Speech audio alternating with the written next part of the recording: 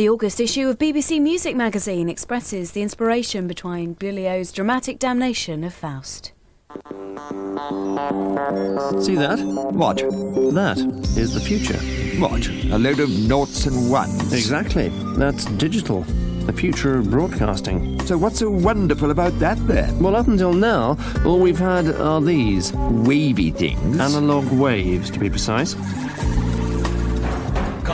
Why are there three cliffs? That's caused by interference you sometimes get when the wavy things... Analog waves? Thank you. Bounce off, say, the nearest tall building or anything. Whereas with digital, the interference doesn't affect the picture at all. So how do we become digital then? Well, soon anyone can become digital if they want to. Even you. Now there's a perfect image. And because digital channels don't take up as much room, you'll be able to receive many more channels. Well, you can't have too much quality TV, can you? Well, if you'd like more information, call the BBC on 0990 11 8833. Thank you.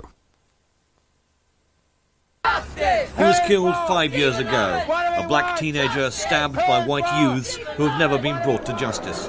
They killed Stephen. The murder led to the most remarkable public inquiry in the history of British race relations. The main suspects were forced to give evidence and were attacked as they left. The police were forced to admit error after error. But have any lessons been learned? Newsnight examines the betrayal of Stephen Lawrence. Newsnight special, tonight 10:30 on BBC2.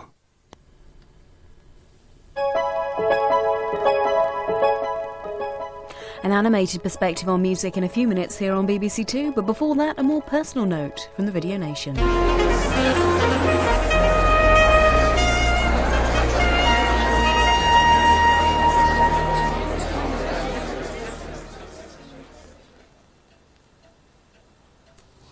When my father were alive, now he was a musician.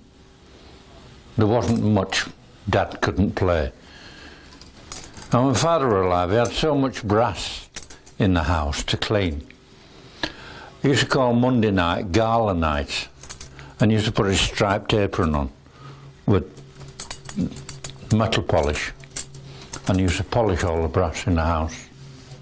Pieces like this, and have them stood about. If I remember rightly, there were 78 different pieces. But he was a musician. He could sit down at the piano, just lift a lid and play. The things that he liked to play was the old musical comedies, like music from The Geisha Girl and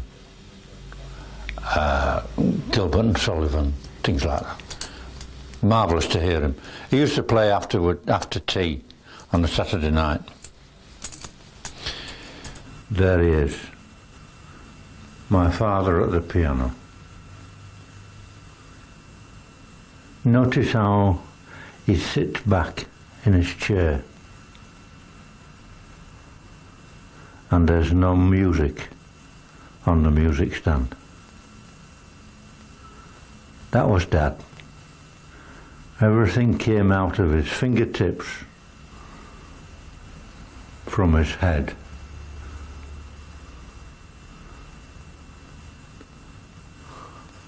Fantastic man.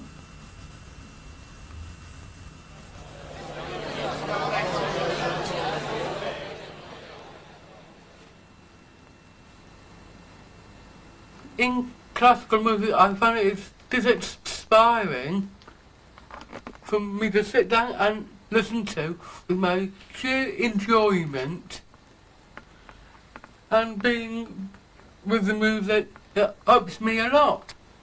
Here's one of the Irish musics which I like listening to. I enjoy it so much. And here's the other one which I like, The Chieftains. This one is the music of Vivaldi. This one is Chopin. This one is the Strauss music one, which I love listening to. When I'm sitting and resting at night time, these are the sort of music which I like listening to. It's very poetic and very relaxing. It's a bit of a toss-up, which I would like to take onto a desert island with me, between Vivaldi and Bach. At the end, will take Vivaldi with me. I find the music when it comes over. Inside it's really good inside. And that sort of music, I love it so much.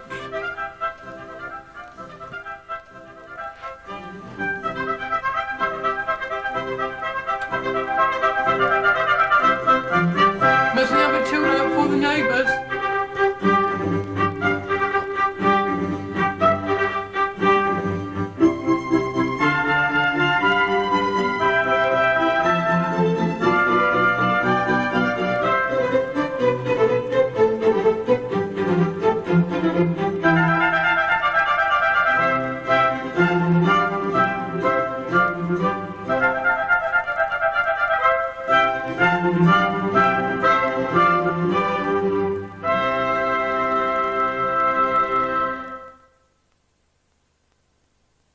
Penny, Michelle and Eleanor were just a twinkle in their eyes here.